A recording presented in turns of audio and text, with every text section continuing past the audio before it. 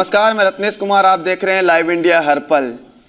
रांची विधानसभा में प्रत्याशियों ने अपना नामांकन जो है वो कर लिया है और प्रत्याशी जो हैं अब लगातार क्षेत्र में सक्रिय हैं। और आपको बता दें कि मेरे साथ बात करने के लिए निर्दलीय प्रत्याशी उत्तम यादव हैं, जो लगातार रांची विधानसभा क्षेत्र में जो है सक्रिय रहे हैं। राष्ट्रीय युवा शक्ति जो है इनका एक अपना संगठन है और उस संगठन के माध्यम से राजहित के लिए जो भी कार्य होता है उत्तम यादव उसमें बढ़ चढ़कर हिस्सा लेते हैं। लगातार नशा मुक्त झारखंड बनाने को लेकर भी उत्तम यादव का बहुत बड़ा योगदान रहा है। हम उत्तम यादव से ही जुड़ते हैं और इनसे बात करते हैं। उत्तम जी, लाइव इंडिया में तो पहले आपका स्वागत है।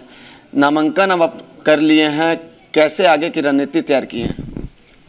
पहले तो लाइव इंडिया के बहुत बहुत मेरी ओर से धन्यवाद। देखिए, नामांकन हो चुका है। कल हम लोग दोबारा एक सेट फिर से नामांकन किए। 28 को स्कूटनी है, 30 को नाम वापसी है और 1 तारीख को लगता है सिंबल मिलेगी। बहुत कम समय में यह चुनाव हो रहा है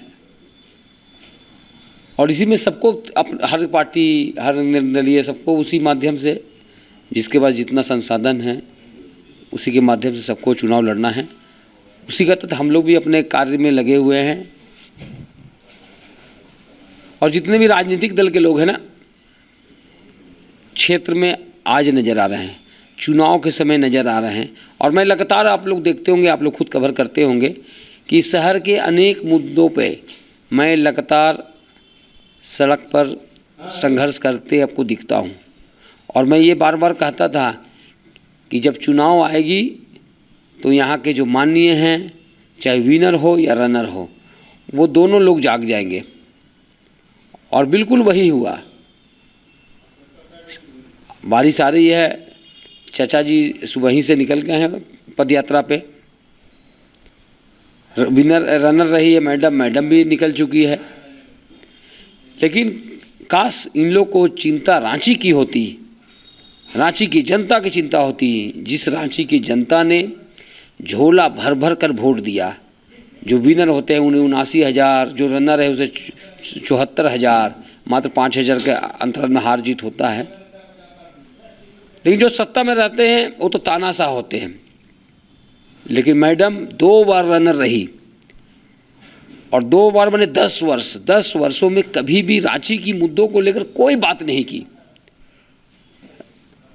कभी भी जो 29 वर्षों से विधायक है, जिन्होंने रांची को कुछ नहीं दिया, नगर विकास मंत्री थे, उन्होंने कुछ नहीं दिया, उनके खिलाफ एक शब्द नहीं बोले।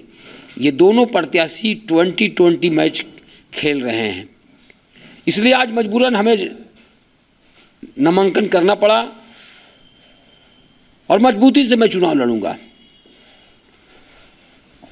मूलभूत सुविधा, पानी, बिजली, सड़क, डैम में 25 फीट का गाद भरा हुआ है। वो गाद आज तक कभी सफाई नहीं हुई है, कभी कोई प्रयास नहीं किया गया। रांची का इतिहास था, कुदरत ने इतना खूबसूरत रांची को दिया है, राजधानी को दिया है। जो राजधानी एक बार आ जाता था बोलता था वाह क्या सुंदर शहर है, सेकेंड कश्मीर इसे कहा जाता था। कितना भी बारिश हो जाए, आधे घंटे के बाद शहर में एक बूंद पानी नज़र नहीं आता था। लेकिन आज थोड़ी सी बारिश में पूरा शहर जल जमाव हो जा रहा है। आखिर वो किसकी वजह से?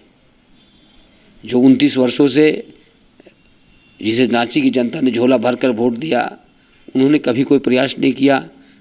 रनर रही, उन्होंने भी कभी कोई प्रयास नहीं किया। रांची की जनता का मुझे दर्द है, चिंता है, इसलिए मैं नामांकन किया हूं और मजबूती से चुनावी मैदान में हूं। नौजवान चरस, अफीम, ब्राउन शुगर इंजेक्शन के चपेट में हैं। आज दोनों प्रत्याशी गली गली, मोहल्ला मोहल्ला घूम रहे हैं, सबको कॉल कर रहे हैं। क्या कभी इन्होंने प्रयास किया कि रांची के नौजवानों को कैसे बचाएं, हमारे नए नस्ल को, नए पीढ़ी को कैसे बचाया जाए? उस और कोई प्रयास नहीं किया। लेकिन वोट की बात आई, सब लोग गली गली घूमने निकल चुके हैं। आप देखे होंगे, मैं उसका स्वागत भी करता हूं कि बोरिंग हुआ, लोगों को पानी मिल रहा है। लेकिन उससे समस्या का समाधान नहीं हो सकता है। मैं कई जगह देख रहा हूँ 15 दिन 20 दिन पहले उसका शिलान्यास हुआ है और आप जाके वहाँ उस जगह को देखिए यार, मैं दिखाऊंगा जब पदयात्रा में जाऊंगा तो लोगों को दिखाऊंगे कि क्षेत्र की क्या स्थिति है, क्षेत्र में क्या स्थिति है। जो 15 दिन पहले जिस बोरिंग का उद्घाटन किया गया, आज उस बोरिंग में पानी नहीं आ रहा है। पहला तो बरसात का दिन में बोरिंग होना नहीं चाहिए था। अब रांची की इतना आपको चिंता थी तो गर्मी के दिनों में आचार संहिता जब लोकसभा में लगा था, 13 मार्च को लोकसभा का चुनाव का आचार संहिता लगा था, तो सबको पता है कि मार्च महीना में आचार संहिता लगना है तो हम उससे पहले कार्य कर लेते हैं। लेकिन हम उससे पहले कोई कार्य नहीं किए।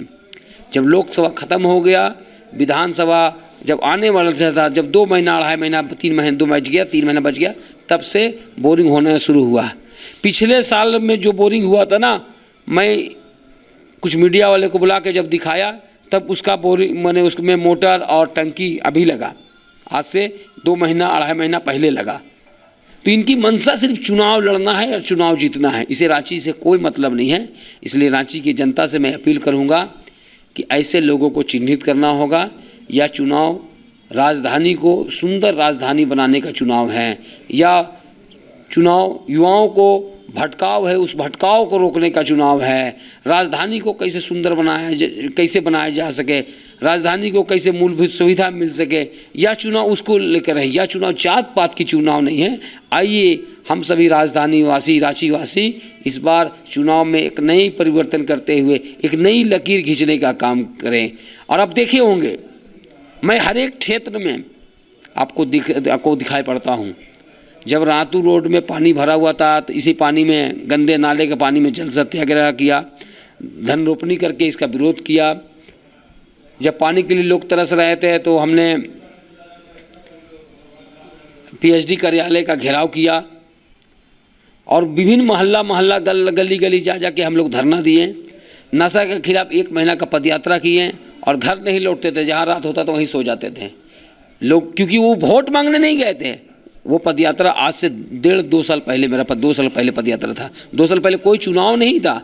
हमारा मकसद था कि नौजवान जो भटक रहे हैं, कितने का घर उजड़ जा रहा है, उस घर को बचाना है। वो माता को हम लोग को सम्मान देंगे जिस माँ ने कितने मंदिर में जाके भगवान से विनती की, भगवान हमें पुत्र दें, और वह पुत्र नशे के चपेट में है। ऐसे घर को बचाने के लेकर हम लोग लगातार प्रयास कर रहे हैं। बालासोर रेल हादसा देख लीजिए, 500 किलोमीटर दूरी में हुई, वहाँ कोई रांची की वोटर नहीं थी, लेकिन हम लोग वहाँ जाके सेवा दिए। कोरोना काल को अब देख लीजिए, हर एक क्षेत्र में शराब की दुकान खुलती है, उसे हम लोगों ने बंद कराने का काम किया। किसी भी क्षेत्र में उठा के देख लीजिए, हमेशा रांची के लिए एक सशक्त प्रहरी के रूप में मैं खड़ा रहा हूं और उसी के तहत रांची की जनता से मैं वोट मांगने उन तक जाऊंगा। लोग अभी घूमेंगे, लोग अभी 10 दिन घूमेंगे, लेकिन हम तो रेगुलर घूम रहे हैं। रेगुलर शहर के मामलों पे हम लगातार संघर्ष करते हैं, आंदोलन करते हैं। आप देखे होंगे भगत सिंह का भारत का सबसे विशाल प्रतिमा बनाए थे, जो दोनों सत्ता पक्ष के विधायक और विपक्ष के विधायक कोई नहीं चाहे कि भगत सिंह का प्रतिमा लगे। लगता है कि भगत सिंह सिर्फ उत्तम यादव का थे। अब जो भगत सिंह का नहीं हो सकते हैं तो रांची की जनता का बिल्कुल नहीं हो सकते हैं। इसलिए रांची की जनता से मैं आपके चैनल के माध्यम से, लाइव इंडिया के चैनल के माध्यम से मैं अपील करूंगा, आइए इस चुनाव में 2024 के चुनाव में एक बदलाव का एक नया आयाम लिखे, एक नई लकीर खींचे, ताकि हमारा रांची, हमारा राजधानी सुंदर हो सके। जिस तरह हमारे साथ झारखंड के साथ अलग हुए छत्तीसगढ़, उत्तराखंड आज कितना खूबसूरत हो गया। लोग चर्चा करते हैं कि छत्तीसगढ़ में कितना विकास हुआ है, हमारा रांची में कुछ नहीं विकास हुआ है, और ये सत्य है, ये बिल्कुल सत्य है। इसलिए हम लोग लगे हुए हैं, इस बार परिवर्तन होगा और जनता मूड बनाई हुई होगी। रांची के इतिहास में पहला बार कोई निर्दलीय प्रत्याशी जीत कर आएगा, यह जनता का प्यार मुझे मिल रहा है। अच्छा उत्तम जी, ये बताइएगा कि सीपी सिंह रांची के विधायक और नगर विकास मंत्री रहे हैं, जनता के बीच अब वो जा रहे हैं, अपने विकास कार्य को बता रहे हैं, और तुरंत में महापर्व है, छठ महापर्व है, दीपावली है, काली पूजा है, बहुत कम समय बचा हुआ है चुनाव को लेकर, मतदान होने का तारीख 13 तारीख है। ऐसे में इतना जल्दी अब जनता के बीच कैसे जाएंगे, कैसे जनता को कन्विंस करेंगे आप? देखिए रत्नेश जी, सच छुपता नहीं है छुपाने से। चुनाव है, झूठ तो बोलना ही पड़ेगा। इन्होंने विकास किया है, हमको पता है। 29 वर्षों में एक काम बता दे जिसे रांची की जनता उसे याद रखी होगी, एक काम। हरमू नदी 92 करोड़ का योजना नरक बन गया है, 92 करोड़ के योजना जब माननीय चाचा नगर विकास मंत्री थे उस समय हरमू नदी का कार्य शुरू हुआ और आज हरमू नदी नरक से भी बुरी स्थिति में है। एक काम तो बता दें कि हमने राजधानी को ये दिया, क्या दिया बता दें माननीय विधायक जी। रांची की जनता आपसे जवाब चाहती है, आप बताइए आपने क्या दिया। मैं रनर में रही मैडम से ही पूछना चाहता हूँ, जो राज्यसभा सांसद हैं, मैं उनसे ही पूछता हूँ, आप भी बताएं कि आपने राजधानी को क्या दिया। आप राजधानी को क्या दिए कि गली गली मोहल्ला में एक पानी का टंकी लगा दिए।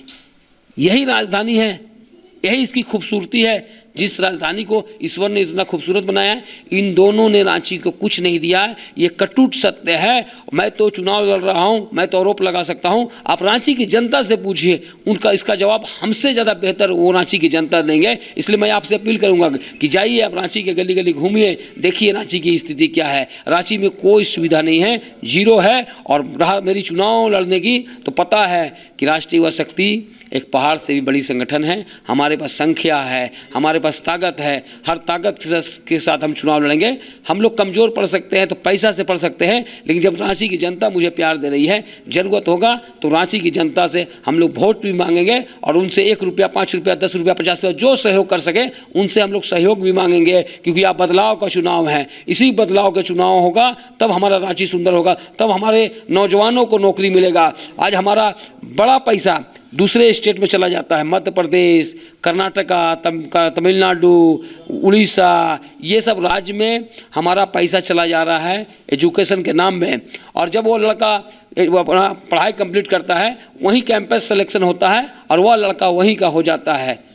और जब रांची आता है तो मात्र उसका 5%, उसका सैलरी का मात्र 5% वो झारखंड को मिलता है, बाकी 95% वो दूसरे राज्य में चला जाता है। आज यहाँ की सरकारें यह प्रयास करती कि मेडिकल कॉलेज खोलने का प्रयास करती, इंजीनियरिंग कॉलेज खोलने के प्रयास करती, ITI कॉलेज खोलने की प्रयास करती। आज हमारा रांची में जो रिम्स हॉस्पिटल है, मेडिकल कॉलेज है, वो पूरे राज्य के लोग, राज्य के 3.5 करोड़ आबादी है जो रिम्स के भरोसे है।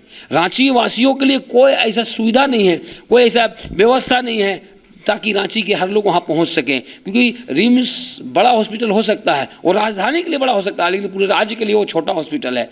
इतनी संख्या है, 2000-3000 बेड में क्या होना है, कुछ नहीं होना है। इसलिए सरकार को या माननीय को यह प्रयास करना चाहिए था कि रांची में कैसे अच्छा मेडिकल कॉलेज खुले। इस ओर कोई प्रयास नहीं किया है। हमारा लक्ष्य है, मैं इस ओर प्रयास करूंगा। और अगर जनता ने मुझे प्यार स्नेह जीत का अगर माला पहनाता है तो मैं दावे के साथ कहता हूं कि 5 साल संघर्ष करूंगा।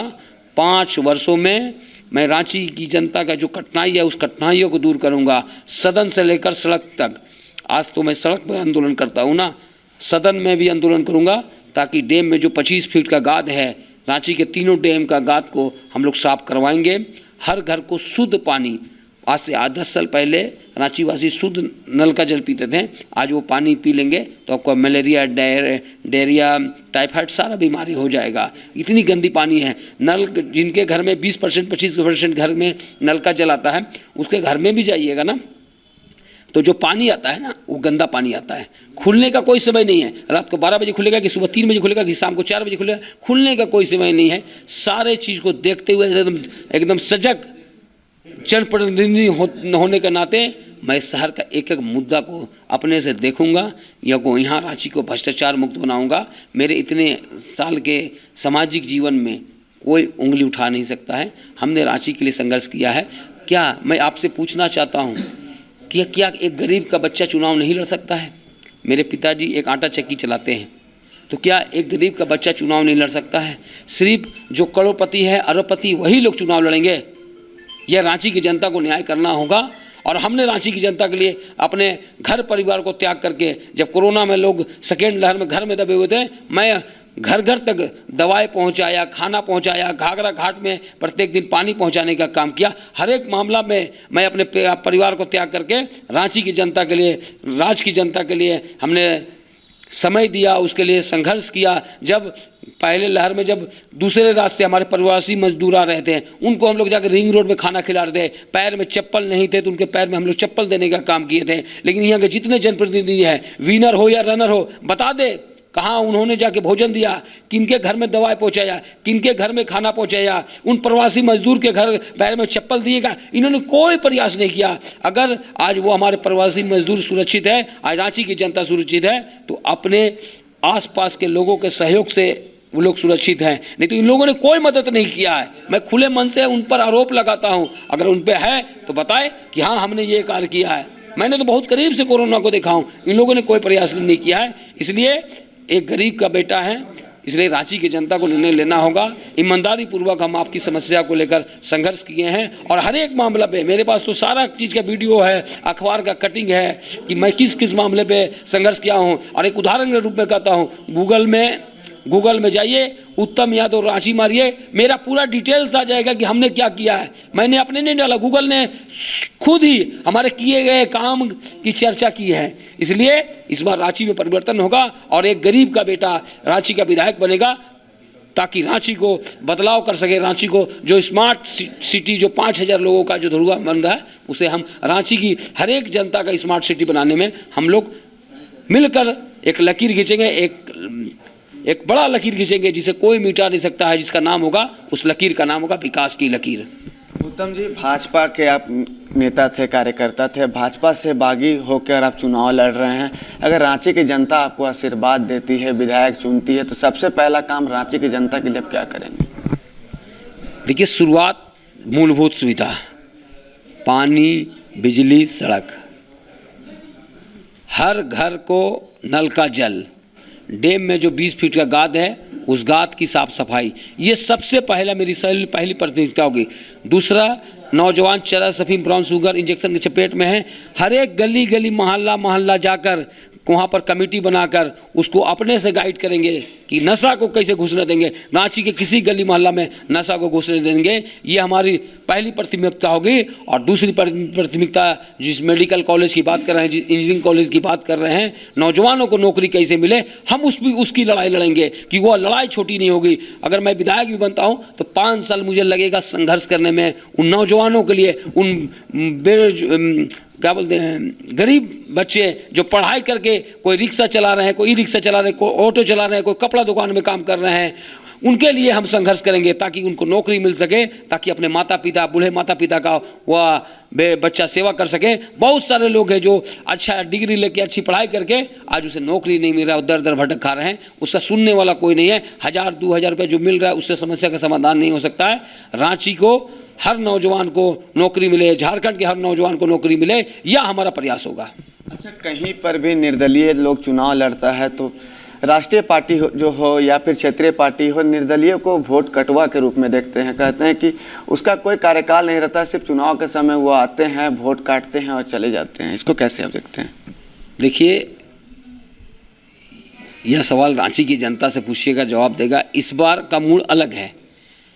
अब वह समय आ गया ना, अब सोशल मीडिया का ज़माना है, पब्लिक है, सब जानती है कौन काम कर रहा है, कौन काम नहीं कर रहा है।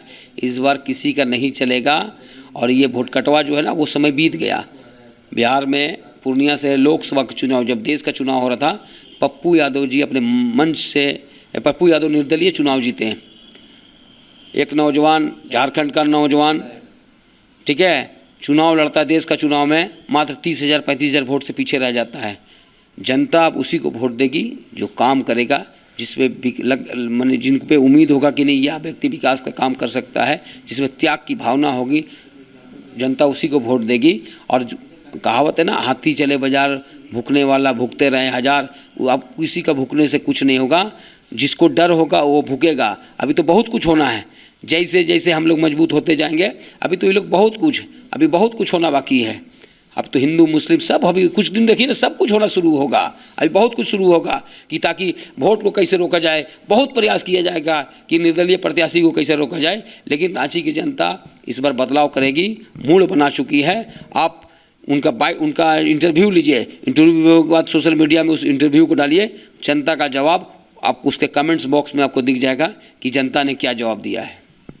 तो उत्तम यादव थे मेरे साथ, बात कर रहे थे, राष्ट्रीय युवा शक्ति के केंद्रीय अध्यक्ष है। हालांकि रांची में नहीं बल्कि पूरे झारखंड में सामाजिक कार्य में बढ़ चढ़कर हिस्सा लेते हैं। जब बालासोर रेल कांड हुआ था तब इन्होंने अपनी पूरी टीम के साथ बालासोर गए थे और वहां पर ज़रूरतमंद जिसको ब्लड की आवश्यकता थी ब्लड डोनेट किया था। हालांकि कोरोना काल में जिस समय यहाँ के विधायक हो या फिर सांसद हो या फिर राज्यसभा सांसद हो या बड़े नेता हो, सारे लोग घरों में थे, तब उत्तम यादव रांची की सड़कों पर रांची के लोगों की जनता की सेवा कर रहे थे। खुद अपने पैसा से जो है मोक्ष वाहन खरीदकर रांची की जनता की सेवा के लिए लगा दिए थे। हालांकि उत्तम यादव जो है इस बार जनता के निर्णय पर रांची विधानसभा से अपनी किस्मत आजमा रहे हैं और इनको पूरा भरोसा है कि रांची की जनता जो है इनका साथ देगी। लेकिन उत्तम यादव के बारे में आपको हम बता दें कि उत्तम यादव आज से 2 साल पहले पूरे 1 महीना का पदयात्रा रांची शहर में किए थे और नशा मुक्त रांची को बनाने का संकल्प लिए थे। काफ़ी वो सफल में भी उसमें सफल भी पाए थे। कई महीनों तक रांची में नशा का कारोबार जो था वो बंद था। कई नशा के कारोबार जो थे वो आज भी सलाखों के पीछे जेल में है। लेकिन फिर बाद में धीरे धीरे समय बीतता गया, नशा के कारोबार जो है वो फिर से अपना रास्ता अपनाते गए और नशा के कारोबार में फिर से घुसते गए। और आज के कल के जो युवा हैं वो चरस, अफीम, ब्राउन शुगर के चपेट में आ जाते हैं और चोरी छिनतई जैसी कई ऐसी घटनाएं हैं जिसको अंजाम देते हैं। लेकिन उत्तम यादव का कहना है कि अगर रांची की जनता इस बार अगर हमको आशीर्वाद देती है तो हम रांची की जनता के लिए पहले भी खड़ा थे। अब पावर में आ जाने के बाद सबसे पहले ये रांची की मूलभूत सुविधा जो है पानी, बिजली, सड़क उसको बनवाएंगे। रांची में मेडिकल कॉलेज, इंजीनियरिंग कॉलेज जैसी रोजगार की ज़रूरत है वो भरेंगे और रांची को नशा मुक्त बनाने का संकल्प जो है इनका उसको पूरा करेंगे। अपने सहयोगी ऋतिक के साथ मैं रत्नेश कुमार सिन्हा, लाइव इंडिया, हर पल रांची।